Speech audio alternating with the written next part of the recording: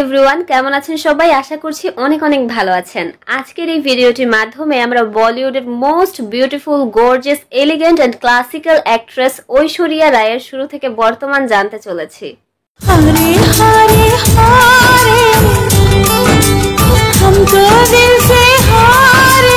একজন বলিউড অভিনেত্রীকে এত সিম্পল আর কম মেকআপেও যে কতখানি সুন্দর লাগতে পারে তা ঐশ্বরিয়াকে দেখলেই বোঝা যায়। জাতীয় চলচ্চিত্র পুরস্কার প্রাপ্ত এই অভিনেত্রী মিস ওয়ার্ল্ড বিশ্ব সুন্দরী বিজয়ী হয়েছিলেন 1994 সালে। বিশ্ব সুন্দরীর খেতাব প্রাপ্ত এই অভিনেত্রীর শুরুটা কিন্তু বলিউডের অভিনয় দিয়ে শুরু হয়নি। তার প্রথম অভিষেক ঘটেছিল একটি তামিল চলচ্চিত্রে অভিনয় করার মাধ্যমে। তার চলচ্চিত্রে অভিষেক ঘটেছিল 1997 সালে তামিল ইরুভার চলচ্চিত্রটিতে অভিনয় করার মাধ্যমে, এবং এবছরই তার প্রথম বলিউডে অভিষেক ঘটে ববি দেওলের বিপরীতে और प्यार हो गया মুভিটিতে অভিনয় করার মাধ্যমে। নতুন হিসেবে ছবিটি বক্স অফিসে তেমন কোনো সাড়া ফেলতে না পারলেও এই ছবির গানগুলো কিন্তু বেশ ভালো হিট হয়েছিল।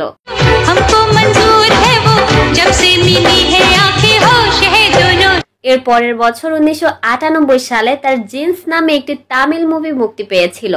বলিউডে মুভিটি তেমন কোনো পরিচিতি না পেলেও তামিলে এটি একটি হাই প্রোফাইল চলচ্চিত্র ছিল। পরের বছর 1999 সালে তার বলিউডে মুক্তি পায় এ আব লট চলে মুভিটি।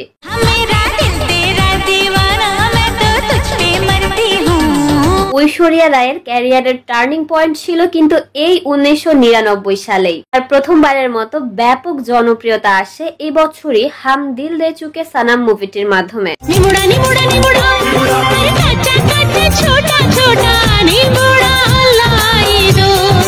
মুভিটিতে তার অসাধারণ অভিনয়ের জন্য তিনি একাধিক পুরস্কারে ভূষিত হয়েছিলেন। এই মুভিটির জন্য তিনি Lux face of the year হিসেবে জি সিনে অ্যাওয়ার্ড পেয়েছেন। শুধুমাত্র জি সিনে অ্যাওয়ার্ড নয়, বরং বেস্ট ফিমেল অ্যাক্ট্রেস হিসেবেও জি সিনে অ্যাওয়ার্ড পেয়েছেন। এছাড়াও ফিল্মফেয়ার এবং স্ক্রিন অ্যাওয়ার্ড থেকেও পুরস্কার পেয়েছেন।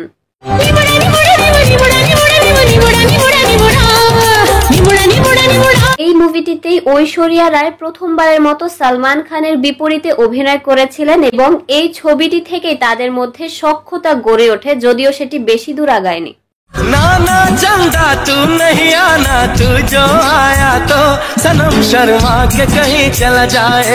এবং তাদের মধ্যকার সম্পর্ক এতটাই তিক্ত হয়েছিল যে সালমান খান তার বাড়ির নিচে যাওয়ায় ঐশ্বরিয়া রায় তাকে পুলিশ দিয়ে সরে যেতে বাধ্য করেছিলেন। এবং এই ছবিতে তাদের জুটিটা এতখানি মানিয়েছিল যে দেখে মনে হচ্ছিল যে তাদের এই জুটিটা টিকলেই পারত। যাই হোক, পরের বছর 2000 সালে তার জোশ নামে আরো একটি চলচ্চিত্র মুক্তি পায়, যেটির নামের মতো এর গানগুলো ছিল জোশ।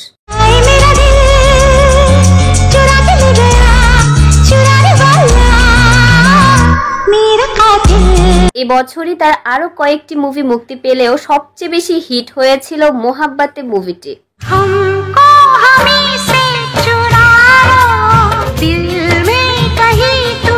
পরের বছর 2001 সালে ঐশ্বরিয়ার কেবলমাত্র একটি মুভি মুক্তি পেয়েছিল, সেটি হচ্ছে আলবেলা।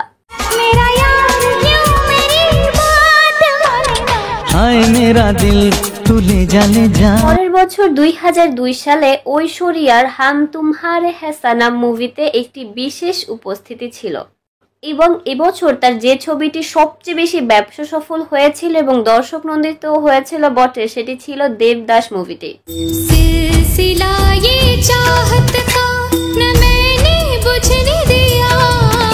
প্রচন্ড রকম দর্শক জনপ্রিয় এই মুভিটির বাণিজ্যিক সাফল্য ছিল অবাক করার মতো। দেবদাসের জন্য ঐশ্বরিয়া রায় জি সিনে award, Filmfare award, screen award সহ অনেকগুলো অ্যাওয়ার্ডে ভূষিত হয়েছেন। Well, it's Aishwarya Rai for Devdas. Aishwarya Rai দেবদাসের পারো চরিত্রে এতখানি দুর্দান্ত অভিনয় করেছিলেন যে এই ছবির শেষ অংশে তা সকলকে কাঁদাতে বাধ্য করেছিল।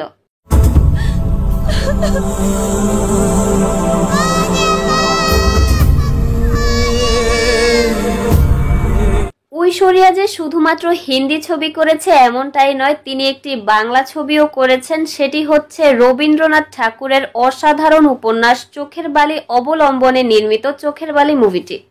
ডাক্তারের একটা ভিজিট আছে মহেন্দ্রবাবু, আমি গরিব বিধবা। কেন আপনি দাতব্য চিকিৎসার কথা শোনেননি? এই বছরই তার দিল কা রিশতা নামে আরো একটি জনপ্রিয় মুভি মুক্তি পেয়েছে। 2004 সালে ঐশ্বরিয়ার যে ছবিটি সবচেয়ে বেশি দর্শক জনপ্রিয় হয়েছিল সেটি হচ্ছে খাকে চলচ্চিত্রটি।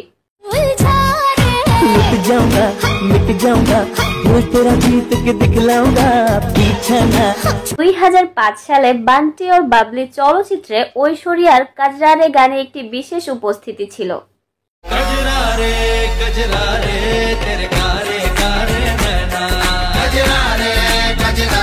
ছবিটিতে ঐশ্বরিয়ার স্বামী এবং শ্বশুর দুজনেই উপস্থিত ছিলেন এবং এই ছবি থেকেই তার স্বামী অভিষেক বচ্চনের সাথে তার সখ্যতা শুরু হয়।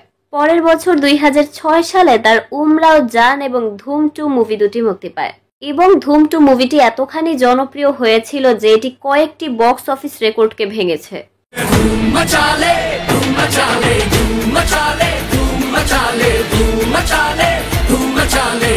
2007 সালে ঐশ্বরিয়ার সর্বোচ্চ জনপ্রিয় মুভি ছিল গুরু মুভিটি। ঐশ্বরিয়া এই মুভিটির জন্য ফিল্মফেয়ার থেকে বেস্ট অ্যাক্ট্রেসে মনোনীত হয়েছেন।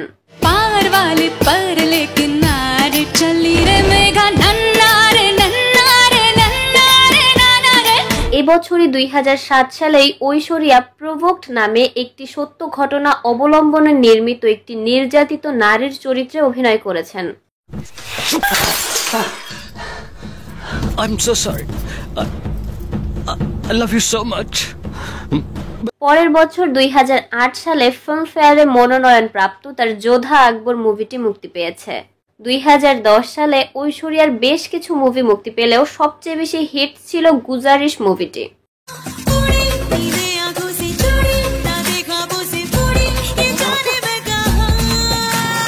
এবং এটির থেকেও বেশি জনপ্রিয় হয় রজনীকান্তের সাথে অভিনীত রোবট মুভিটি। 2010-এর পর একদম 2015 সালে গিয়ে তার একটি মুভি মুক্তি পায়, সেটি হচ্ছে জজবা। পরের বছর 2016 সালে তার সর্বজিৎ এবং আদিল হ্যায় মুশকিল নামে আরো দুটি মুভি মুক্তি পেয়েছে। এরপর ঐশ্বরিয়ার সর্বশেষ মুভি মুক্তি পেয়েছিল 2018 সালে।